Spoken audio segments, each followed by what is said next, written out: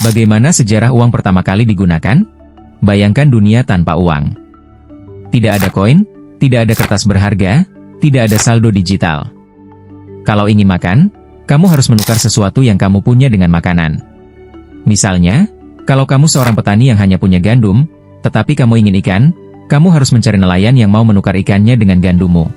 Tapi bagaimana kalau si nelayan tidak butuh gandum? Nah, inilah masalah yang muncul sebelum uang ada. Satu era barter, sulitnya tukar-menukar. Dulu, orang-orang menggunakan sistem barter, yaitu saling menukar barang yang mereka miliki. Seorang petani yang punya gandum menukarnya dengan daging dari peternak. Namun, sistem ini punya banyak kelemahan. Misalnya, kalau kamu ingin daging, tapi peternak hanya butuh pakaian, kamu harus mencari penjahit dulu yang mau menukar pakaiannya dengan daging. Ribet, kan? Bayangkan kalau kamu ingin membeli sesuatu di pasar dan harus bawa sapi hanya untuk ditukar dengan sekantong beras. Inilah sebabnya manusia mulai mencari cara yang lebih praktis.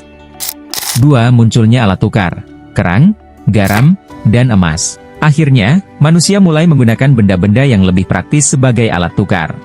Beberapa yang cukup populer antara lain, kerang cori digunakan di Afrika dan Asia sebagai mata uang pertama. Garam begitu berharganya garam hingga digunakan sebagai gaji tentara Romawi. Emas dan perak karena tahan lama dan berharga, logam mulia ini mulai digunakan untuk transaksi.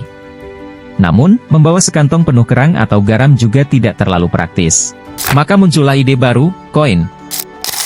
3. Kelahiran koin, era baru perdagangan. Bangsa Lydia, sekarang wilayah Turki, adalah salah satu peradaban pertama yang menciptakan koin sekitar tahun 600 SM. Mereka membuat koin dari campuran emas dan perak, disebut elektrum. Keuntungan koin dibanding alat tukar lainnya adalah ukurannya seragam dan nilainya tetap. Sejak saat itu, koin mulai menyebar ke seluruh dunia, digunakan di Yunani, Romawi, dan Cina.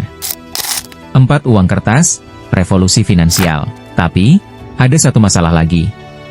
Bayangkan seorang pedagang kaya harus membawa sekantong penuh koin emas dalam perjalanan. Berat, kan? Belum lagi risiko dirampok. Itulah mengapa pada abad ke-7, dinasti Tang di Cina menciptakan uang kertas.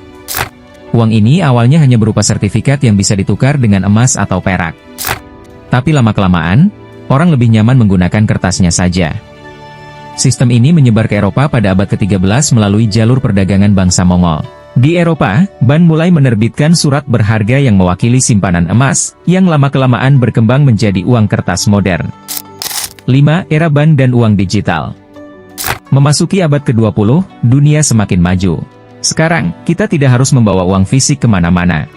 Masyarakat mulai mengenal cek, kartu kredit, dan akhirnya uang digital. Saat ini, saldo e-wallet seperti GoPay, OVO, atau bahkan cryptocurrency seperti Bitcoin semakin populer. Kita bisa beli barang hanya dengan mengetuk layar ponsel. Siapa sangka, uang yang dulu berbentuk emas kini hanya berupa angka di layar. Kesimpulan, perjalanan uang sangat panjang, dari barter hingga uang digital. Dari kerang, garam, koin emas, hingga saldo digital, manusia selalu berinovasi agar transaksi lebih mudah.